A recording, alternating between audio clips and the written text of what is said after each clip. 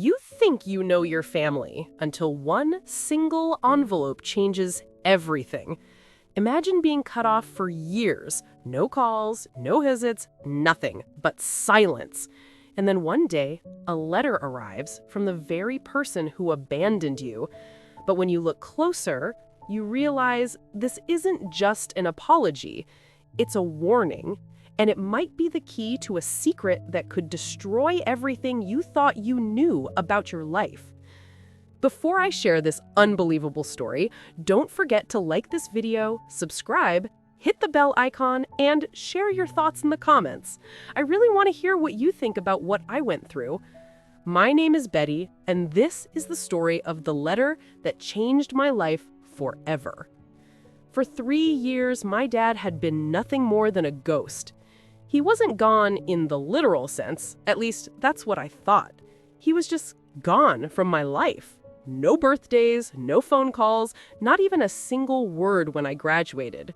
The silence was louder than anything I had ever experienced, and every day I wondered why.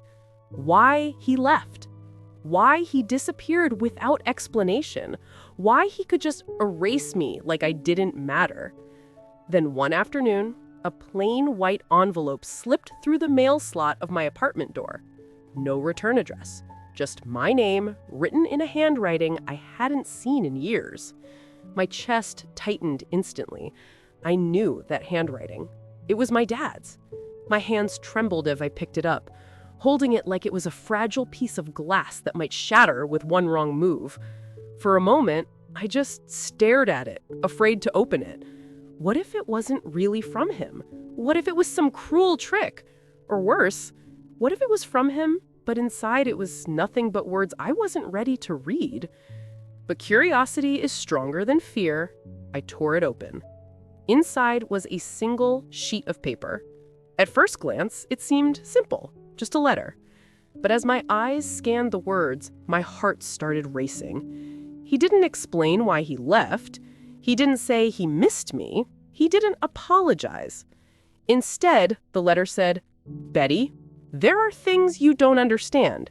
You're in danger. Trust no one, not even your own family.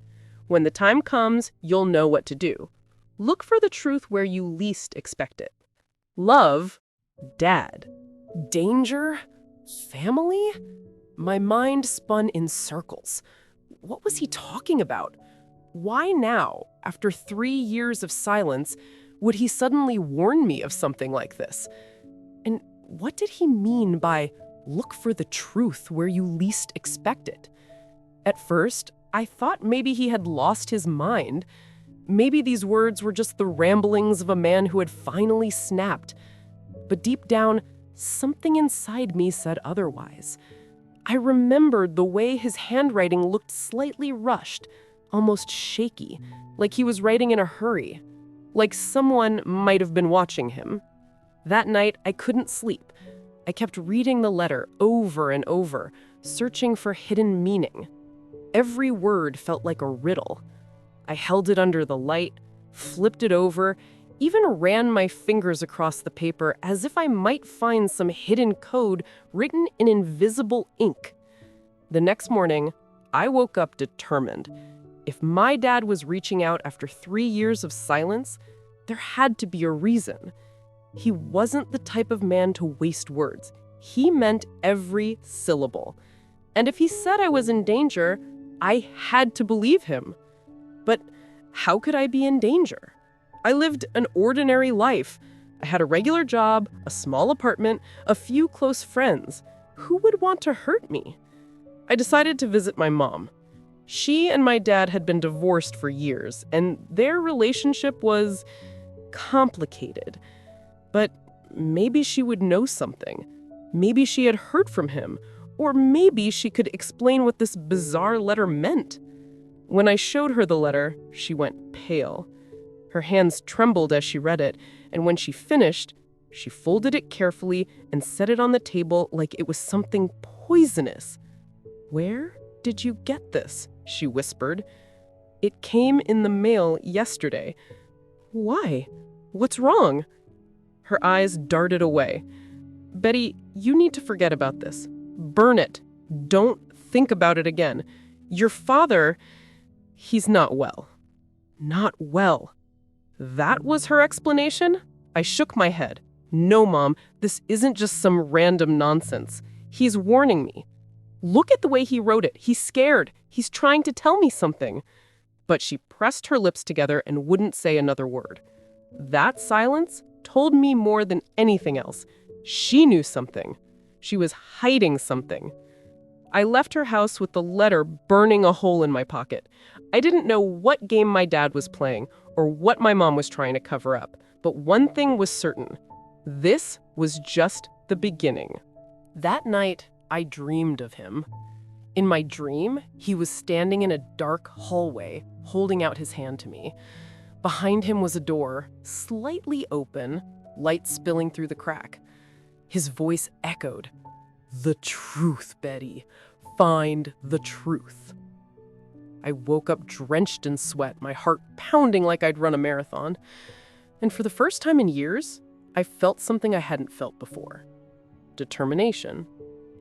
I was going to find out what my dad was hiding, even if it meant uncovering secrets that would change everything. The next week, I started digging. I called old friends of my dad, people he used to work with. Most of them hadn't seen or heard from him in years. Some even seemed uncomfortable when I mentioned his name, like it was a subject better left untouched.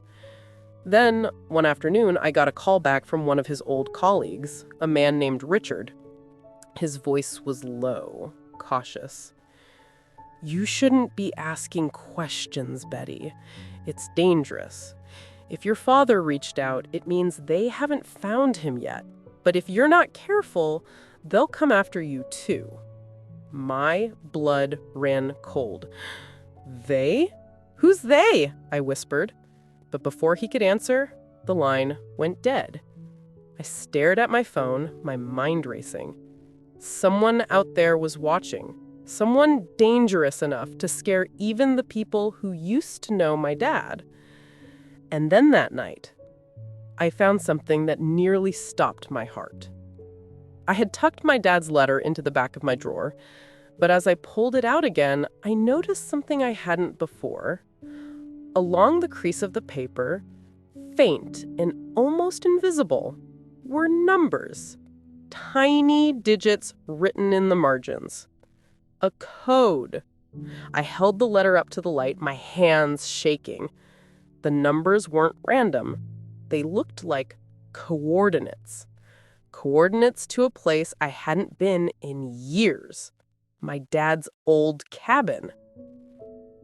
I couldn't take my eyes off those faint numbers written along the crease of the letter. It was almost like my dad had hidden them there on purpose, knowing I'd eventually find them. My heart pounded as I copied them down and checked them on my phone. My suspicion was right. Coordinates. But when the map pulled up, my stomach twisted. The location pointed straight to a place I hadn't been since I was a little girl. My dad's cabin in the woods, about 3 hours from where I lived. The cabin had always been a place of mystery. He used to take me there when I was a kid, but Mom never came with us. Even then, I had noticed how protective he was about the place, like it was more than just a retreat. He had a locked room inside that he never let me near. Every time I asked about it, he'd smile and say, "That's Daddy's workroom. Maybe one day you'll understand." At the time, I thought it was just his private office. But now, that locked room suddenly felt like the missing piece in a puzzle I didn't know I was solving. The next morning, I packed a bag, grabbed the letter, and drove out toward the cabin. Every mile I got closer, the knot in my stomach tightened. What if someone was watching me? What if this was exactly what my dad had been afraid of? I couldn't shake the memory of Richard's warning on the phone. If you're not careful, they'll come after you too. By the time I reached the woods, the sun was already sinking low, painting the sky in streaks of orange and purple. The cabin looked the same as I remembered. Tall, weathered wood, surrounded by trees that seemed to whisper in the wind. It should have felt nostalgic, but instead, it sent a chill through me. I stepped inside. Dust coated everything, and the air smelled like old wood and silence. But the strangest part? It didn't look abandoned. The furniture was covered with sheets, but there were footprints on the floor. Recent ones. Someone had been here. I felt my pulse race as I moved through the rooms. Then I stopped in front of a door at the end of the hallway. The locked door. My dad's workroom. My hands shook as I reached for the knob. To my surprise, it wasn't locked anymore. The door creaked open slowly, revealing a room filled with papers, boxes, and old equipment. Dust floated in the air, but I could tell that some of it had been disturbed recently. I stepped inside, my heart pounding. On the desk, there was a stack of folders. I picked one up, opened it, and froze. Inside were documents, names, numbers, photographs. Some of the faces I recognized. People who had been close to my dad years ago. One of the files had Richard's name on it, the man who had warned me on the phone. Next to his name were notes written in my dad's handwriting. Watched. Not safe. Trust limited. I swallowed hard and flipped through more. Each folder seemed to connect to something bigger, some kind of organization or group. At the bottom of a box, I found an envelope addressed to me. My hands trembled as I opened it. Betty, if you are reading this, it means I couldn't come back. There are people after me, dangerous people. I was part of something once, something that went wrong. I tried to leave, but you don't just walk away. I need you to be strong. The truth is hidden here, in this room. Find it. Protect yourself. Don't trust anyone, not even those closest to you. Remember, appearances can deceive. Love, Dad. My head spun. Dangerous people? Something he couldn't walk away from? And why would he say not to trust those closest to me? Was he talking about Mom? Friends? Everyone? I didn't have time to process because suddenly I heard a sound outside. A twig snapping. I froze, clutching the letter to my chest. Someone was out there. I quickly shoved the folder back into the box, tucked the envelope into my bag, and crept to the window. Through the glass, I saw movement. A figure was standing just beyond the tree line, watching the cabin. My heart stopped. I didn't recognize the person, but I could feel their eyes locked on me. They didn't move. They just stood there, watching. Fear surged through me, but something else stirred too, adrenaline. My dad's words echoed in my head. You're in danger. Trust no one. I backed away from the window, my breathing shallow. If they knew I was here, I couldn't stay. But before I could even think of leaving, I heard footsteps on the porch. Slow, heavy, right outside the door. Every instinct screamed at me to hide. I darted into the workroom closet, leaving the door cracked just enough to see. My heart pounded so loudly I was sure it would give me away. The front door creaked open. I could hear it. Someone stepping inside. The floorboards groaned under their weight. I held my breath as the figure entered the living area. Through the crack, I caught a glimpse of a man in a dark coat, his face shadowed. He moved like he knew the place, like he had been there before. He walked straight past the workroom and into the living area. I prayed he wouldn't come back. Minutes felt like hours. Finally, I heard the sound of the front door closing again. Silence. I stayed hidden for a long time before I dared to move. When I finally stepped out, my whole body was trembling. I grabbed my bag, stuffed the letter inside, and slipped out through the back door, running to my car as fast as my legs could carry me. Driving away, my mind spun with questions. Who was that man? Was he connected to the people my dad was hiding from? And how did he know about the cabin? When I got back to my apartment, I locked every door and window, but the unease wouldn't leave me. I kept seeing that figure standing in the woods, watching me. Whoever they weren't going to stop. I pulled out the files I had taken from the cabin and spread them on the table. One folder caught my eye. It had my mom's name on it. My stomach dropped. I opened it with trembling hands. Inside were photographs of her meeting with people I didn't recognize. Notes scribbled in my dad's handwriting. Involved. Can't be trusted. Tears filled my eyes as I read those words. My own mom? Involved in whatever had driven my dad away? But before I could even begin to process, my phone buzzed. A text message from an unknown number. It said, "Stop looking, or you'll regret it." I stared at that message on my phone, my hands shaking. Stop looking, or you'll regret it. The words burned into my mind, and for the first time in years, I felt real fear clawing at me. My dad's warning suddenly made perfect sense. This wasn't paranoia. This wasn't him being overly protective. This was real. I thought about going to the police, but what would I even say? That my dad left me a secret letter and now strangers are threatening me? I had no proof. And if what I'd read in those folders was true, that my mom herself was connected, then I couldn't risk trusting the wrong person. Sleep was impossible that night. Every creak in my apartment, every shadow outside my window felt like someone closing in. By dawn, I knew I couldn't just sit and wait for answers.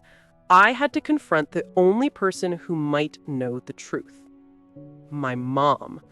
I hadn't spoken to her in months. We drifted apart after Dad disappeared. And when I tried to ask questions back then, she always shut me down. But now, with the file in my hands, I couldn't ignore it anymore. When I arrived at her house, she looked surprised to see me. "Betty," she said cautiously, stepping aside. "You look pale. What's going on?" I walked past her into the living room, my hands clutching the folder. "You tell me," I said, my voice trembling but firm, "because I know something now. About Dad, about you." She stiffened instantly, her eyes darting to the envelope in my hands.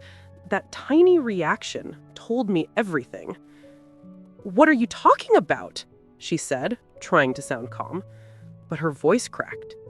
I dropped the folder on the table and slid it toward her. "This. I found it in Dad's cabin. His handwriting, his notes. You met with them, Mom, whoever they are." Her face went pale. She sank into a chair, staring at the papers like ghosts had crawled out of them. For a long time, she didn't speak. Then she whispered, "You weren't supposed to know." My heart sunk. "So it's true?" She covered her face with her hands. "Your father and we got involved with people we shouldn't have. At first it was just business, investments, promises of a better life. But then it grew darker. He wanted out. They didn't let him. That's why he left, Betty. He wasn't abandoning you. He was protecting you." Tears blurred my vision. All those years, I thought my dad chose to disappear, but he had been fighting something far bigger. "And you," I demanded, "why didn't you leave with him? Why stay?" Her hands dropped, and the look in her eyes chilled me. Because sometimes survival means choosing the winning side. My stomach turned. My own mom. She had chosen them over us. Before I could respond, there was a knock on the door. Loud, sharp. Both of us froze. My mom's face drained of color. She whispered, "They're here!" I didn't wait to find out who she meant. I grabbed the folder, shoved it in my bag, and ran for the back door. My mom called after me, but I didn't look back. I drove aimlessly for hours, my thoughts a storm. My dad's words echoed, "Don't trust anyone. Appearances can deceive." He knew even my mom wasn't safe, but where did that leave me? Alone, with only fragments of the truth and people closing in from every side. That night, as I sat in my car at an empty parking lot, I pulled out the letter again. I read it over and over, desperate for some clue I had missed. And then it hit me. His words. The truth is hidden here, in this room. Not just the files. Something else. Something deeper. I knew I had to go back to the cabin. The next morning, I returned. The woods felt heavier, like they knew I wasn't supposed to be there. Inside the cabin, I went straight to the workroom. I searched every corner, every drawer, every shelf. Nothing. Then, out of frustration, I slammed my hand on the desk. The sound rang differently. Hollow. My breath caught. I got down on my knees and felt underneath.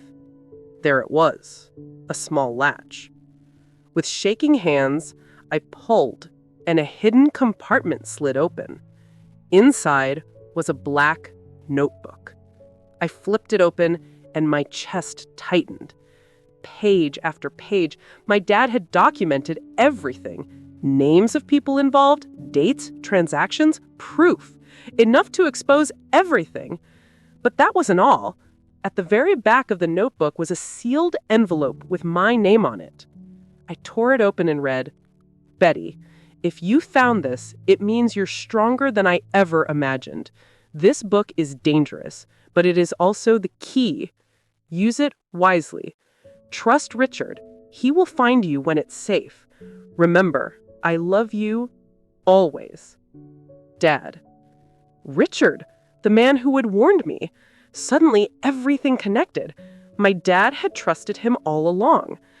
Just as relief watched over me, I heard footsteps outside again. My stomach dropped. I clutched the notebook to my chest and backed toward the closet just as the door burst open. Two men stepped inside, their eyes scanning the room. Panic surged through me, but before they spotted me, a loud voice rang from the doorway. "She's coming with me!" It was Richard. The men froze, exchanging glances, but something in his presence made them hesitate. After a tense moment, they left. Richard turned to me, his eyes kind but urgent. "You found it, didn't you?" I nodded, holding the notebook with trembling hands. He took it carefully, then looked at me with something between pride and sorrow. "Your dad was right. You're braver than you know. But listen, Betty, you can't go back home. They won't stop coming. From now on, you need to be smarter than them." Tears welled in my eyes. What happens now? He placed a reassuring hand on my shoulder. "Now we